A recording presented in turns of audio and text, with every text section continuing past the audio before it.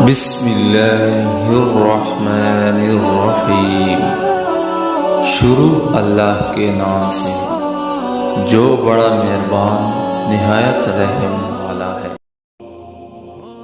حضرت ابو ہریرہ رضی اللہ تعالیٰ عنہ نے نبی صلی اللہ علیہ وآلہ وسلم سے روایت کی کہ جس نے غسل کیا اور جمعہ میں آیا اور جتنی تقدیر میں تھی نماز پڑھی اور خطبہ سے فارغ ہونے تک چپ رہا، پھر امام کے ساتھ نماز پڑھی، اس کے گناہ بخشے گئے اس جمعے سے گزشتے جمعے تک اور 3 دن کے اور زیادہ۔ حضرت ابو ہریرہ رضی اللہ تعالیٰ عنہ نے کہا، رسول اللہ صلی اللہ علیہ وآلہ وسلم نے فرمایا، جو وضو کرے اور خوب وضو کرے، پھر جمعہ میں آئے اور خطبہ سنے اور چپ رہے، اس کے اس جمعے سے دوسرے جمعے تک کے گناہ بخشے جائیں گے اور 3 دن کے اور زیادہ۔